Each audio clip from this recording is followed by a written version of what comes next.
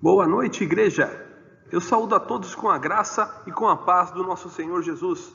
Hoje é domingo, dia do Senhor, dia de nós adorarmos a Deus e de aprendermos a sua palavra. Por isso eu convido você agora a guardar tempo, juntar a sua família, porque nós vamos passar as instruções para o culto doméstico. É muito importante que você esteja atento a tudo que será ensinado aqui hoje. Que Deus possa fazer uso tanto desse instrumento que está aí na sua casa, quanto desse pregador que está aqui e quem vos fala. Que tudo isso redunde na sua glória, na glória do nosso Deus. Vamos cultuar ao Senhor. Esta é a liturgia para a ministração no culto doméstico. A mesma liturgia está sendo apresentada na Igreja Presbiteriana de Santo André para o culto presencial. Muito bem, convido a você, meu irmão, minha irmã, a tomarem as suas Bíblias e abrirem no Salmo de número 121, eu farei a leitura. Salmo de número 121, Cântico de Romagem, diz assim o texto: Elevo os olhos para os montes, de onde me virá o socorro? O meu socorro vem do Senhor que fez o céu e a terra. Ele não permitirá que os teus pés vacilem, não dormitará aquele que te guarda. É certo que não dormita nem dorme o que guarda Israel. O Senhor é quem te guarda, o Senhor é a tua sombra à tua direita. De dia não te molestará o sol, nem de noite a lua. O Senhor te guardará de todo o mal, guardará a tua alma. O Senhor guardará a tua saída e a tua entrada, desde agora e para sempre. Amém. Querido irmão, que belíssimo salmo. É um ensino, é um cântico de romagem. Aquele cântico, aquele salmo que é entoado num período em que Israel estava cativo, mas que fitava os olhos aos montes, especialmente se lembrava do Monte Sião. E de lá ele pergunta, uma pergunta retórica, mas uma pergunta que é certeira na sua resposta. Eleva os meus olhos para os montes, e de onde virá o meu socorro? A resposta, meu socorro, o socorro vem do Senhor, Criador de todas as coisas. É a este Deus, este Senhor, teu Senhor, meu Senhor, que nós estamos aqui no dia de hoje para prestar o devido culto. E é por isso que eu convido você agora, igreja, a orar ao Senhor, um motivo de adoração, adorando a Deus por tudo quanto Ele fez e por tudo quanto Ele faz em nossas vidas, na sua vida, igreja. Adore a Deus em oração. Pause esse vídeo e ore ao Senhor. Agora nós vamos cantar o hino 62, Gratidão. Em gratidão a tudo quanto o Senhor tem feito, em gratidão a tudo quanto o Senhor fará, pelo socorro, pelo pronto socorro que o Senhor nos dá no meio da adversidade. Faça isso, querido irmão, com alegria.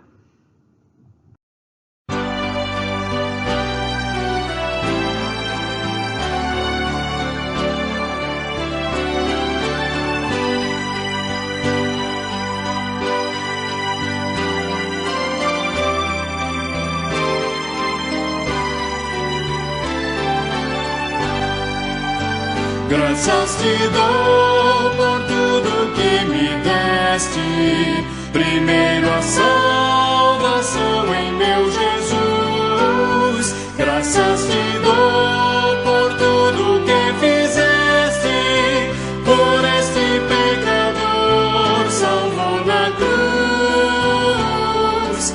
Graças, graças, mil graças a ti, meu Salvador. Graças, graças, mil graças por teu precioso amor. Eu te agradeço a bênção do trabalho e do meu lar que alegra o meu viver, a correção paterna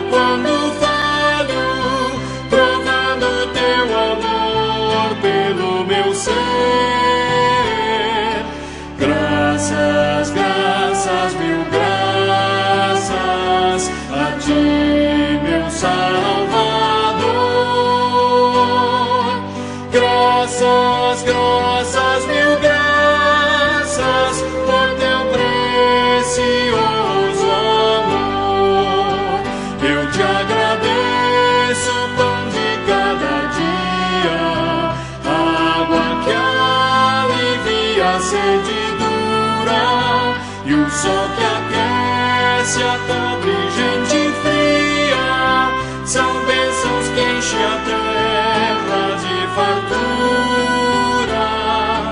Graças, graças, mil graças a ti, meu Salvador.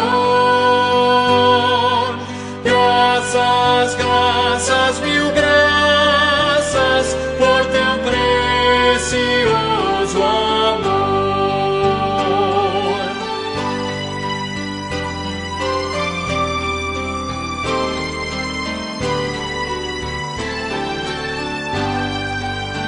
Eu te agradeço, ó Pai, os meus amigos e os inimigos também te agradeço. Sou grato por vitórias em perigos e outras bênçãos que eu não mereço. Graças, graças, mil graças a ti, meu Salvador. Graças, graças, mil graças por teu precioso amor. Amém.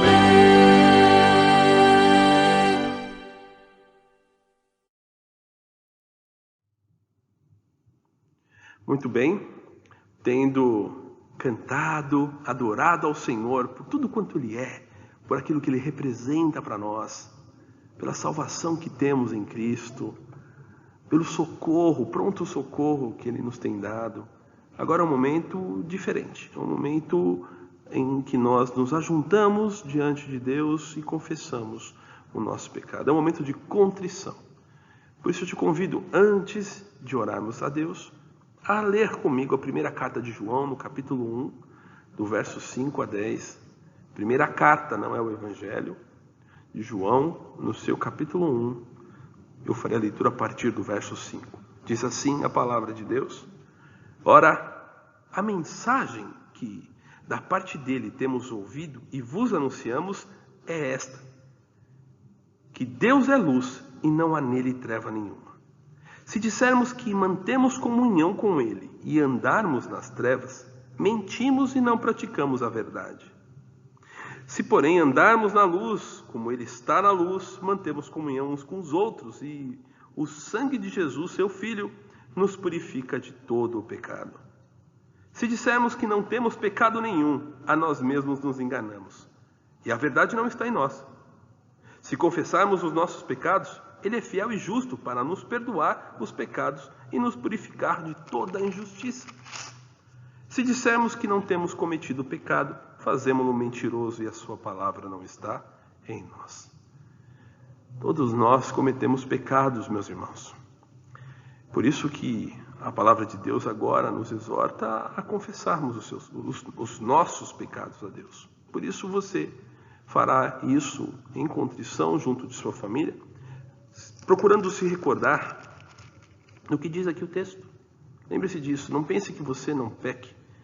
Não diga a si mesmo que você é melhor que os outros. Não cometa esse erro. Diz assim, que se dissermos que não temos pecado nenhum, verso 8, a nós mesmos nos enganamos e a verdade não está em nós. Mas faça diferente, se recordando do que diz na sequência. Veja o verso 9.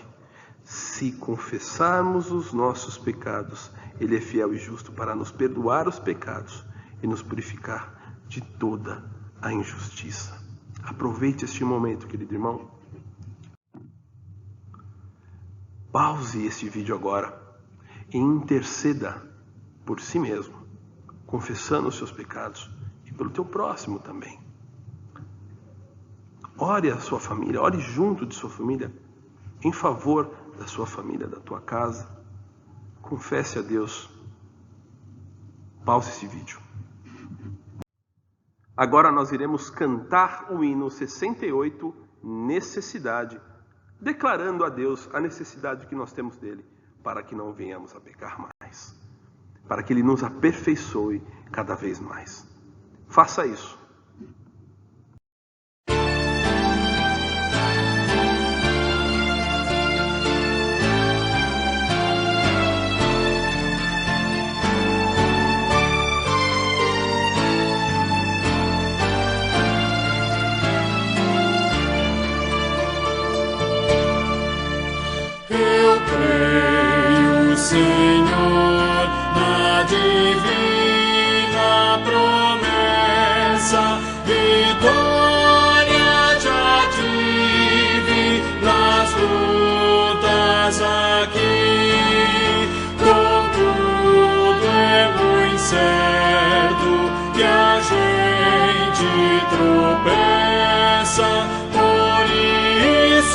Senhor, eu preciso de ti.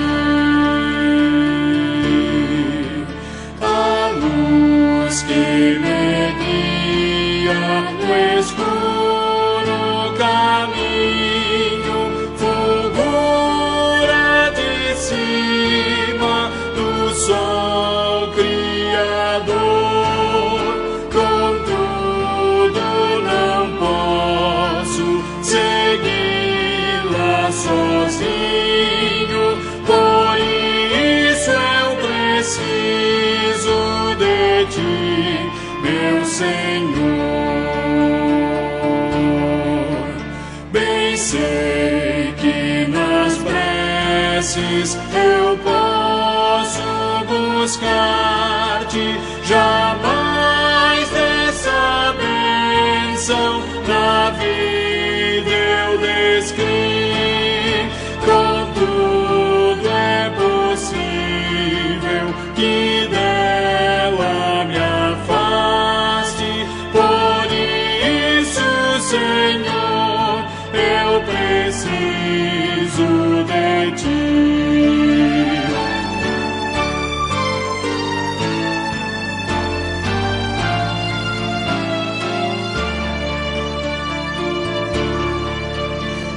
Esforços da terra, precário destino, empenho dos homens, riqueza o que for, não valem a bênção do reino divino, por isso eu preciso de ti, meu Senhor. Amém.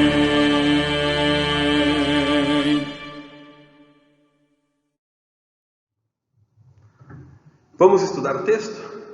Convido você, igreja, a tomar a sua Bíblia e abrir no Evangelho de Lucas, capítulo 5. Eu farei a leitura dos versos 1 a 11. Eu peço que você me acompanhe.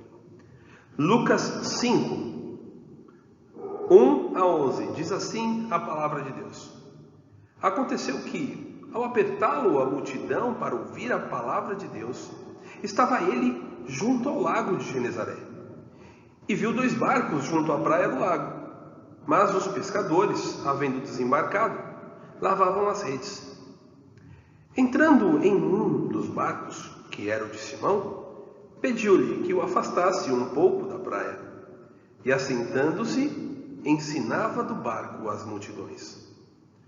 Quando acabou de falar, disse a Simão: Faze-te ao largo, e lançai as vossas redes para pescar.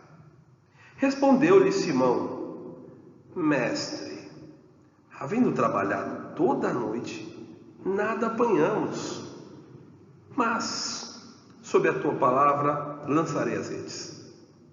Isto fazendo, apanharam grandes quantidades de peixes, e rompiam-se-lhe as redes. Então, fizeram sinais aos companheiros do outro barco, para que fossem ajudá-lo. E foram e encheram ambos os barcos, a ponto de quase irem a pique. Vendo isto, Simão Pedro prostrou-se aos pés de Jesus, dizendo: Senhor, retira-te de mim, porque sou pecador. Pois à vista da pesca que fizeram, a admiração se apoderou dele e de todos os seus companheiros, bem como Tiago e João, filhos de Zebedeu, que eram seus sócios. Disse Jesus a Simão: Não temas, doravante serás pescador de homens. E arrastando eles os barcos sobre a praia, deixando tudo, o seguiram. Só até aqui. Esse é um belíssimo texto, não é mesmo, meus irmãos? Eu acho ele um belíssimo texto. E é um texto tão peculiar, porque ele só existe no Evangelho de Lucas. Nós temos 3 evangelhos sinóticos, Mateus, Marcos e Lucas. Os 3, de certa forma, tratam de assuntos parecidos muitas vezes, por isso que são sinóticos, ou seja, caminham em paralelo, né? Diferentemente do Evangelho de João, que às vezes traz alguma coisa mais particular acerca da visão que o próprio João teve do Filho de Deus. Os evangelhos sinóticos, eles comumente trazem registros próximos, parecidos. No caso aqui de Lucas, não. Esta passagem, ela é específica e ela traz algo de muito especial no seu conto, na sua narração, na sua narrativa, que é o chamado, o despertar para a vocação evangelística dos discípulos. Primeiramente, o meu propósito com esse texto aqui é enaltecer a glória do nosso Senhor Jesus Cristo. Sim, meus irmãos, não é possível nós falarmos de evangelho sem bem dizer aquele que é o próprio evangelho, o nosso Senhor Jesus. Por isso, esse é o objetivo principal com a leitura do que nós fizemos aqui. E em segundo ponto, eu quero levar você, meu irmão, minha irmã, a igreja de Santo André, a refletir um pouco sobre a nossa necessidade e responsabilidade de sermos pescadores de homens. Vamos para uma breve recapitulação da passagem, um entendimento do contexto. Nós estamos no início do ministério do Senhor Jesus. Sim, se os irmãos voltarem uma página nas suas Bíblias, verão que a partir do versículo 23, logo após Jesus ter sido batizado por João Batista e ter acontecido aquele sinal extraordinário vindo dos céus, que é a confirmação do Pai de que o Filho é aquele que lhe apraz, em quem ele tem prazer, e depois do Espírito Santo descer em forma de pomba e, de certa forma ali, encher o Senhor Jesus com o Santo Espírito, é que então nós temos o início do ministério do Senhor. Verso 23 diz assim: ora, tinha Jesus cerca de 30 anos ao começar o seu ministério. Aqui nós vamos ver a passagem das genealogias, e então nós vamos de fato a narrativa, a história. Jesus ele parte para o deserto a partir do capítulo 4, logo no seu início. Movido por esse mesmo Espírito, o Espírito de Deus o leva então para ser experimentado no deserto, para ser tentado pelo nosso acusador, pelo adversário do nosso Deus, Satanás. E lá, passado o período de 40 dias, nosso Senhor, vencido toda a sorte de tentação, que é o que vai dizer o nosso texto, ele então regressa até Galiléia. A partir do versículo 14, então nós temos a chegada de Jesus na Galiléia, e o início do seu ministério agora de proclamação, de anúncio. Jesus passa a ensinar nas sinagogas e a sua fama torna-se grandiosa. Ele começa a ser reconhecido por aquilo que ele fazia. De tal modo, meus irmãos, que nós vamos ver que ali a partir do verso 16, tendo chegado Jesus em Nazaré, onde ele fora criado, a cidade onde ele tinha amigos, certamente, pessoas que o conheciam, lá, num dia de sábado, fazendo a leitura de um dos rolos, numa sinagoga, um dos rolos da Bíblia hebraica do Antigo Testamento, ele lê Isaías 61, e terminando a leitura, ele confirma ser ele mesmo aquele que é enviado por Deus. Veja, verso 18: o Espírito do Senhor está sobre mim, pelo que me ungiu para evangelizar os pobres, enviou-me a proclamar a libertação aos cativos, e restauração da vista aos cegos, para pôr em liberdade os oprimidos. Terminado isso, ele entrega os rolos à administração da sinagoga. O povo fita os olhos nele para entender o que ele ia explicar, e ele diz exatamente isso. Verso 21: então passou Jesus a dizer-lhes: hoje se cumpriu a escritura que acabais de ouvir. Ou seja, está falando acerca dele mesmo. Ele é aquele que foi enviado de Deus para fazer tudo aquilo que nós acabamos de ler. Pois bem, tendo feito isso, nós sabemos o que vai acontecer. O povo vai murmurar diante do que ele acabara de afirmar. Jesus, conhecendo-lhes os pensamentos, vai simplesmente dizer: olha, nenhum profeta é bem recebido na sua casa. vai dizer da passagem lá do primeiro livro dos Reis, de que havia muitas viúvas em Israel, mas o Senhor Deus mandou Elias para uma viúva em Sidom, a viúva de Serepta. Havia muitos leprosos em Israel, e o Senhor Deus enviou Eliseu para um sírio, né? O nome está até aqui, Naamã, verso 27. Ele vai dizer que Deus enviou para fora de Israel, porque o profeta não é bem recebido na sua casa. Tendo dito isso, o povo se alvoroça para tentar matá-lo, já logo no início do seu ministério. Não tinha passado muito tempo, Jesus já estava sendo o alvo da fúria dos israelitas, ali no caso dos de Nazaré, que eram o seu povo. Não tem uma explicação, não há muitas explicações de como ele escapa, mas o texto diz que ele passa por entre as pessoas e vai embora. Passado isso, ele então vai até Cafarnaum, desce até Cafarnaum, uma região litorânea, onde ele vai habitar ali para poder ensinar, para poder cumprir parte do seu ministério, inclusive convocar os seus discípulos. E ao chegar lá em Cafarnaum, ele passa a fazer muitas curas, muitos sinais, além de proclamar o evangelho do reino, motivo pelo qual ele mesmo dirá que ele está ali. O objetivo de Jesus Cristo estar no meio do povo não é para curar, não é para salvar, isso faz parte sim do seu ministério, mas o objetivo principal é o anúncio do evangelho de salvação. Veja ali, a partir do verso 42. Sendo dia, saiu e foi para um lugar deserto. As multidões o procuravam e foram até junto dele, e instavam para que ele não os deixasse. Isso por quê, meus irmãos? Jesus estava operando muitos sinais e milagres. O povo queria que Jesus ficasse com eles, porque eles estavam sendo libertos, os cegos estavam enxergando, os adoecidos estavam ficando curados, e Jesus então dá essa resposta a eles. É necessário que eu anuncie o evangelho do reino de Deus também às outras cidades. Para isso é que eu fui enviado.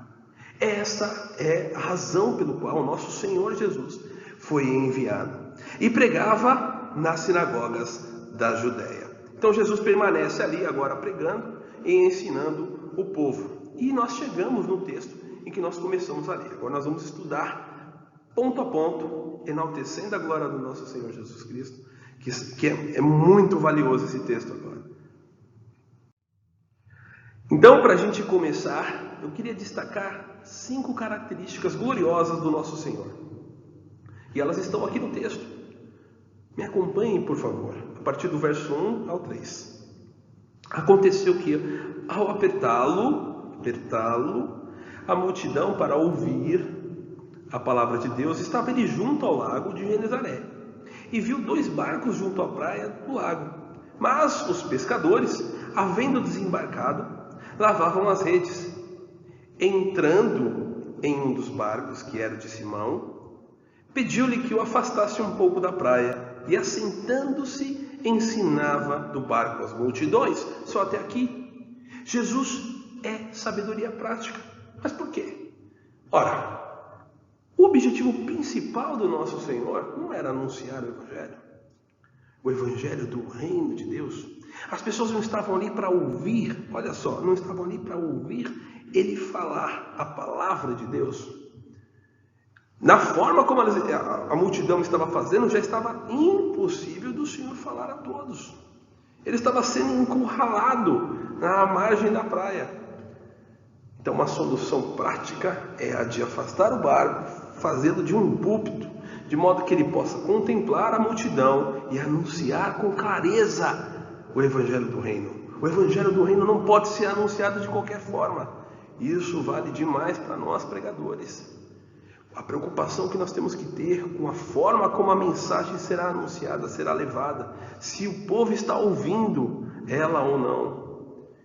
Isso é muito precioso. O Senhor nos mostra a sua sabedoria prática com isso.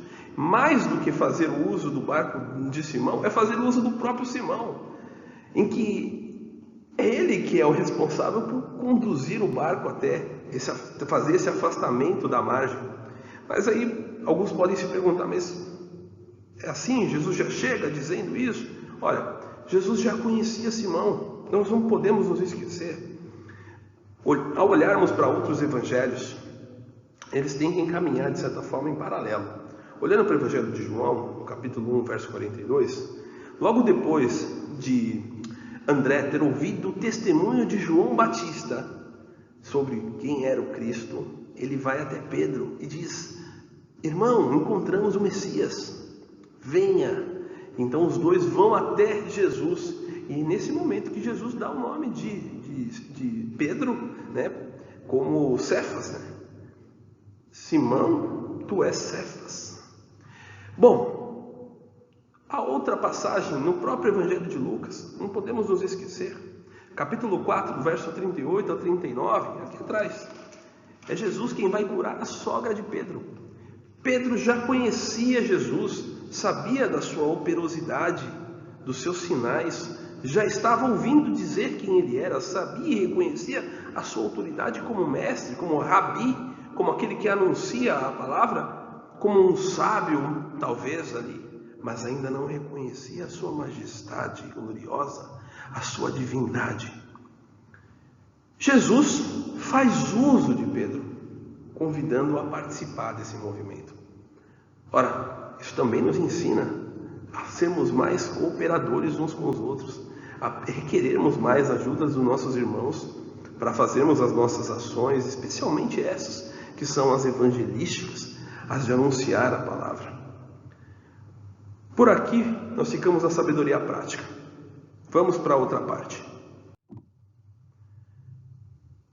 Jesus é profunda sabedoria. Se Jesus, por um lado, é sabedoria prática, ele não fica só na praticidade, no praxis da coisa. Ele também é profunda sabedoria. Eu vou demonstrar a partir do texto. Vamos ler a partir do verso 4 até o 5. Quando acabou de falar, disse a Simão: faze-te ao largo, vá a águas mais fundas, mais profundas, vamos sair daqui. O texto, o português aqui, não nos ajuda muito, né? Faze-te ao largo, vamos para mais distante, vamos para o fundo, e lançai as vossas redes para pescar. Aqui Jesus fala no plural, vossas, muito provavelmente porque haviam mais cooperadores com Pedro. Nós temos aqui, além de Pedro e André, nós temos Tiago e João, que são os filhos de Zebedeu, que também eram pescadores, e aqui no texto vão dizer que eram companheiros, e a mesma palavra para companheiros vai ser traduzida como sócios. Então, era um grupo de pescadores mesmo. Pode ser que tinha mais gente ali, mas esses são os personagens principais. Quando Jesus diz, vamos para lá para vocês lançarem as redes de vocês, mais profundo, Jesus está falando com os pescadores. Ora, com uma equipe profissional. Pedro era talvez ali o capitão, o líder dos pescadores. E Jesus está dando ordens a ele. Jesus também indica o local exato onde vai acontecer esse sinal milagroso. Voltando para o texto, vamos ver o que diz aqui. Respondeu-lhe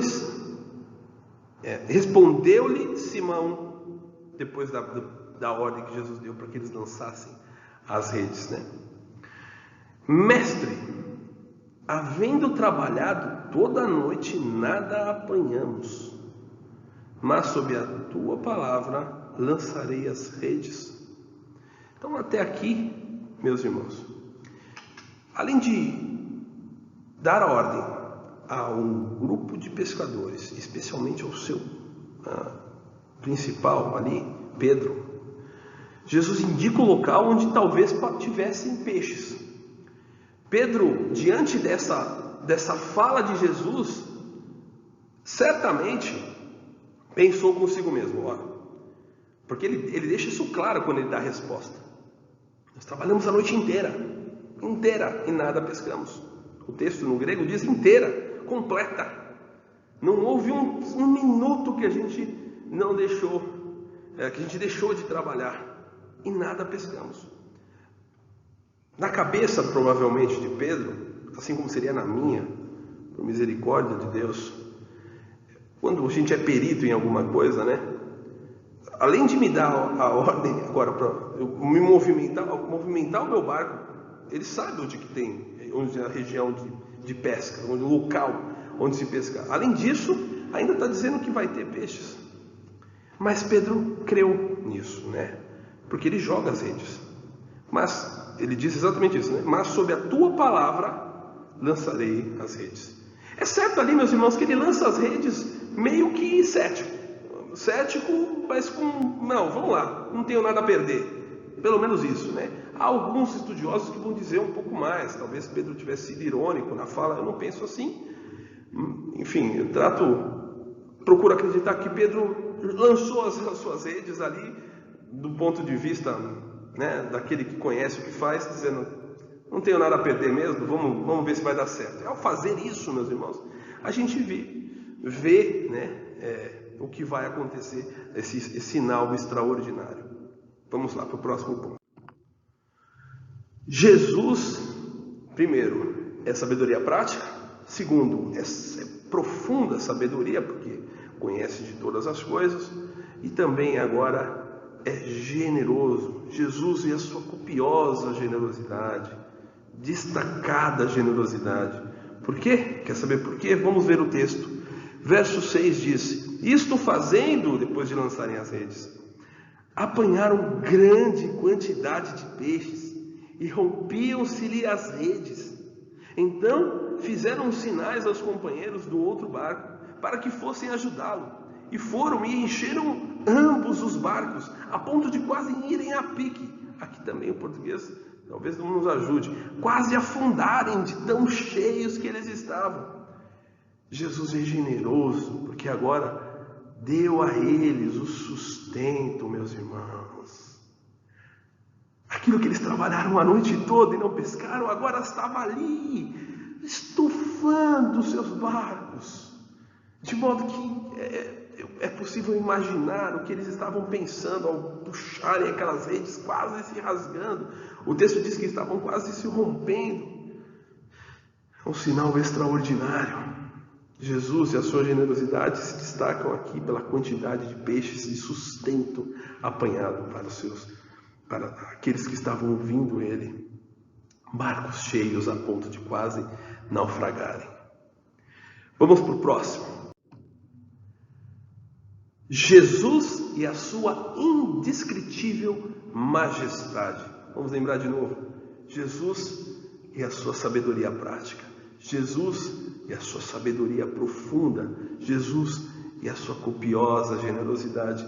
E Jesus e a sua indescritível, inefável majestade. A partir do verso 8 ao verso 10. Diz assim o texto. Vendo isto, Simão Pedro prostrou-se aos pés de Jesus, dizendo, Senhor, retira-te de mim, porque sou pecador.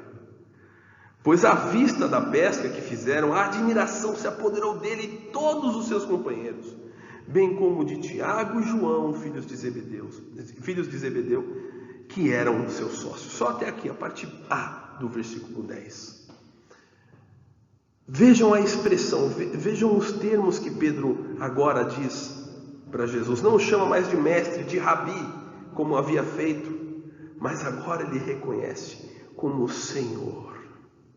Senhor, afasta-te de mim, porque sou pecador. Olha só, meus irmãos, aqui podemos entender, tendo em vista que a Septuaginta, que é a tradução do grego do Antigo Testamento, muito estudada naquele período, tratava o nome de Deus, a pessoa de Deus, como Kyrios, no grego, que significa Senhor. A mesma palavra é usada agora para Jesus. Pedro está reconhecendo em Cristo alguém sobre-humano, alguém divino. Ele está reconhecendo a divindade do Filho de Deus. A sua gloriosa majestade, indescritível majestade. E com isso, pede para que se afaste, porque ele é um pecador. Podemos perguntar: como isso aconteceu? Como isso poderia ter acontecido? Primeiro, meus irmãos, não podemos nos esquecer, assim como em outra passagem nós vamos estudar, se Deus quiser, numa outra oportunidade, ao perguntar Jesus aos seus discípulos quem a multidão dizia ser ele, os discípulos respondem, então Pedro toma a frente e diz: olha, o Senhor é Filho do Deus vivo, é o Cristo. Jesus disse: você não poderia saber isso se do céu não lhe viesse, não lhe fosse enviado. Pedro é iluminado por Deus, por isso reconhece a divindade do nosso Senhor. Mas também, no âmbito da nossa humanidade e pecaminosidade, Pedro foi confrontado naquilo onde ele tinha mais certeza do que sabia fazer. E Jesus mostrou a ele de que as certezas dele, diante de Deus, são abaladas. As nossas certezas, meus irmãos, diante do nosso Deus, são abaladas. Não há nada que a gente faça aqui que seja certo e concreto, que o nosso Deus não possa mostrar que nós estamos errados. Por causa disso, Pedro, confrontado com isso, reconhece que ali não podia ser alguém normal. Não podia ser apenas um mestre, como outros que vieram antes dele. Ali é o Filho de Deus, a segunda pessoa da divindade, o Filho, Cristo Jesus, Deus encarnado. E também essa mesma certeza, ou esse mesmo temor, a apreensão diante do sinal que havia acontecido, acaba tomando conta dos discípulos. Todos eles agora ficam atônitos diante da situação. Mas Pedro é aquele primeiro a se prostrar. Aliás, o único a se prostrar, conforme registrado no texto. Vamos para o próximo ponto. Primeiro, Jesus, sabedoria prática. Segundo, Jesus, sabedoria profunda. Terceiro, Jesus e copiosa generosidade. E quarto, gloriosa majestade. E quinto, Jesus e seu senso missionário. Olha só, meus irmãos, vamos continuar a leitura do texto e concluir. A partir do verso 10, parte B, depois do pontinho. Disse Jesus a Simão: não temas, doravante será pescador de homens. Doravante, de agora em diante, será pescador de homens. E arrastando eles os barcos sobre a praia, deixando tudo, o seguiram. Meus irmãos, o que significou tudo isso? Jesus mostrou a eles um sinal. Mas notem, Jesus pregou antes de fazer tudo isso. Jesus anunciou o Evangelho do Reino de Deus. Jesus usou dos sinais para confirmar tudo aquilo que ele estava anunciando ao povo. Especialmente a estes que estavam famintos, que tinham trabalhado a noite toda e não tinham conseguido o seu sustento. E agora generosamente o Senhor superabunda eles de peixes e de sustento para suas casas. Jesus mostrou que as certezas deles não são certas diante de Deus. Deus é a certeza, o fundamento, é o firmamento que eles poderiam se reclinar, adorar, se prostrar. Contudo, o sinal que foi feito ali, aquela abundância, superabundância de peixes pescados por meio da rede, significaria que eles agora fariam isso com homens. Se antes eles pescavam para consumir, ou seja, para matar os peixes, agora eles pescam homens para a vida, por meio da rede do Evangelho. A rede do Evangelho é lançada e homens vivos são trazidos e são transformados para o reino de Deus. Irmãos, não nos esqueçamos, foi para isso que Jesus veio. Isso ele afirma no versículo 42 do capítulo 4.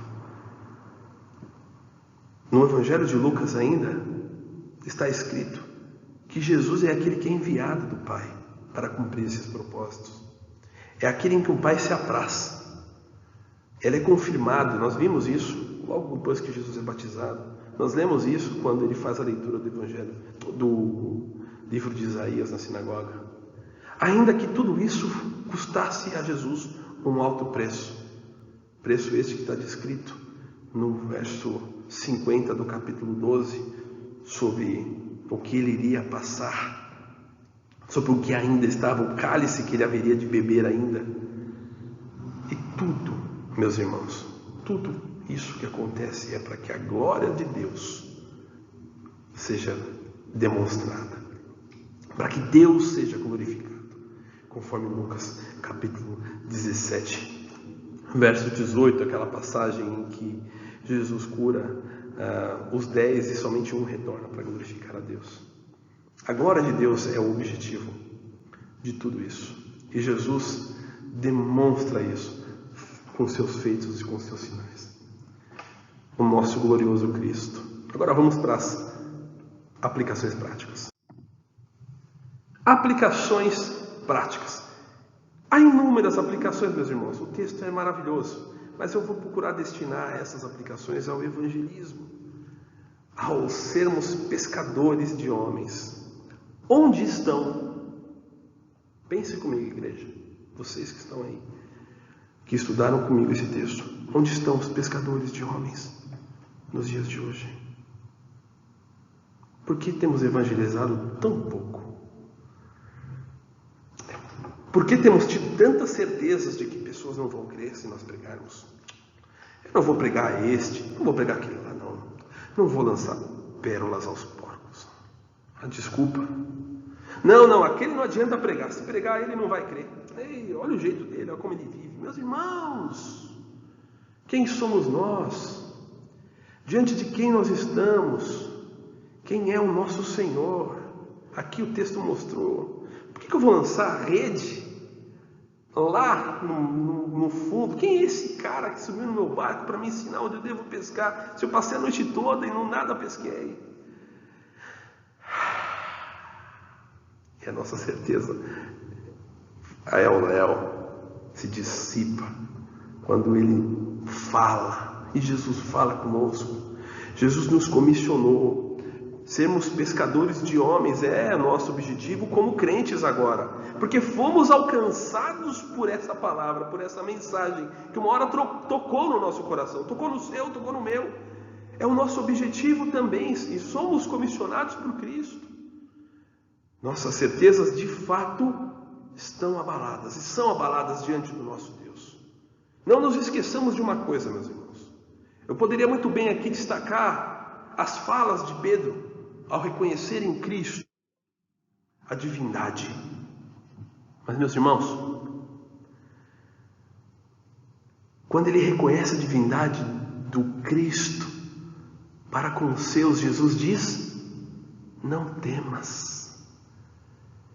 E Pedro diz: se afaste de mim, Senhor, porque sou pecador. Jesus: não temas, se aproxima ainda mais daquele a quem quer resgatar. E nós estamos privando gente de ouvir essa mensagem, a mensagem do Evangelho do Senhor. A mensagem de esperança, ainda mais num mundo tão mal, conturbado quanto o nosso. Vamos lembrar do Evangelho de Mateus, capítulo 28, 18 a 20. Depois de Jesus dizer que toda a autoridade foi dada a Ele. O que mais que Ele diz?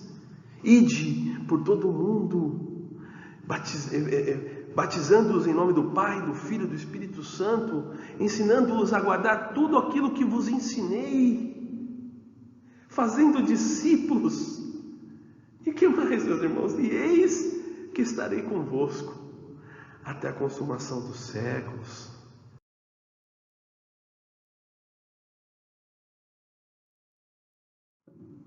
Então é isso, meu irmão, que você não se esqueça dessas palavras. O Senhor Jesus está conosco até a consumação dos séculos. Aliás, o Espírito do Senhor habita em você, ó crente. E que esse mesmo Espírito te capacite a ser pescador de vidas, de homens.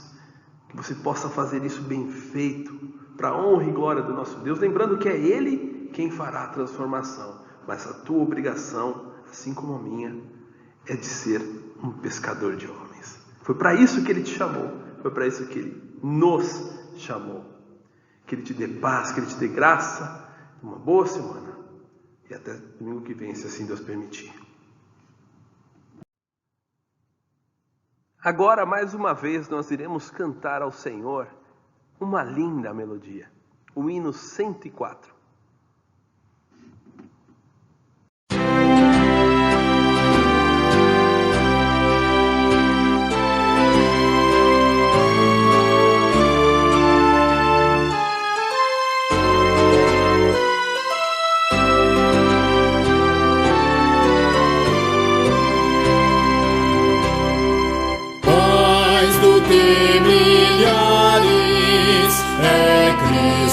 Meu bom mestre, Ele é a luz do mundo, a estrela da manhã. É o Rei da glória e em meu coração contente vou cantando a divina cantarei em meu coração esta linda melodia, pois eu tenho em meu coração gozo, paz e alegria. Cantarei em meu coração, cantarei se noite e dia. Aleluia, aleluia, feliz sempre cantarei.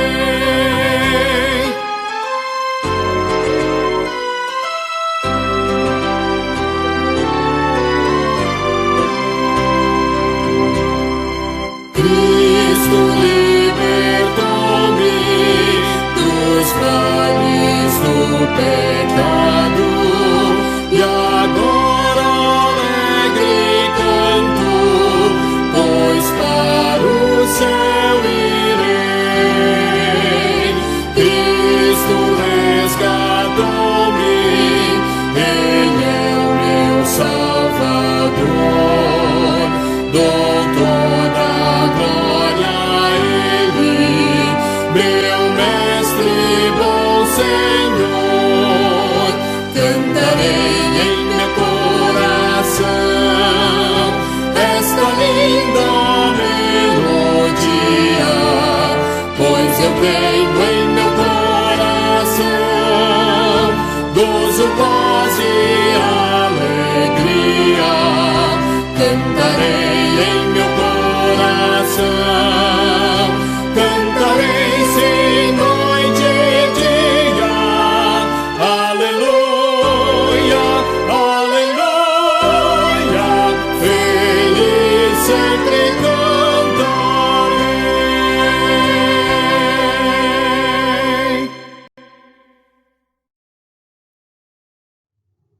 Muito bem, meu irmão, minha irmã, chegamos ao fim desse trabalho.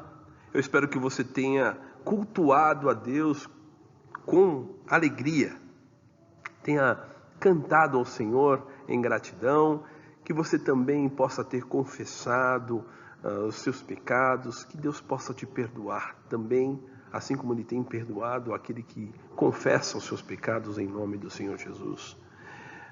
Igreja, eu espero também que o Senhor tenha ministrado no coração de vocês e tenha chamado a atenção para a necessidade de estarmos atentos e lançarmos as redes do Evangelho quando oportuno. Que Ele possa te ajudar, que Ele possa te capacitar a ser um pescador de homens, que você possa fazer isso muito bem e frutificar para a glória de Deus.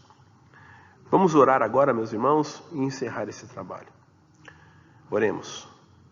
Santíssimo Deus, nós te agradecemos pelo trabalho de culto que hoje pudemos fazer junto de nossas famílias, em nossas casas. Sabemos das dificuldades para alguns de nós que está sendo estar publicamente na igreja. Sabemos da dificuldade por conta dessa pandemia, mas somos gratos ao Senhor por tudo quanto o Senhor tem feito, da forma como o Senhor tem nos preservado, da forma como o Senhor sabiamente tem nos instruído, tem nos guardado, tem nos fortalecido. Por isso, ó Deus Santo, é que nós estamos aqui em gratidão a tudo isso que o Senhor tem feito por nós. Nós reconhecemos isso e por isso nós cultuamos a Ti, Te adoramos, porque somente o Senhor é digno dessa adoração e deste louvor. Ó Deus, fale conosco nos dias em que nós estamos em nossos trabalhos, em nossos afazeres, ó Deus, de modo que o Senhor nos capacite, nos fortaleça, nos instrua a palavra correta para levarmos a mensagem do Evangelho do Teu reino a todo aquele que ainda não crê. Nós sabemos, ó Deus, que é o Senhor quem transforma as vidas, mas que a responsabilidade da mensagem é nossa. Foi assim que o Senhor Jesus nos incumbiu. Por isso te pedimos, Senhor Deus, porque nós somos temerosos, muitas vezes temos medo de anunciar, temos vergonha, ó Pai. Tem misericórdia da gente e nos fortaleça, nos edifique, nos capacite, ó Deus. Que tudo isso, ó Deus Santo, redunde no louvor do Teu nome, que o Senhor se faça conhecido neste lugar. Tudo isso, ó Pai, esta oração nós o fazemos em nome do Senhor Jesus. Amém. Que Deus te dê um bom restante de domingo. Que você tenha uma ótima semana. Graça e paz.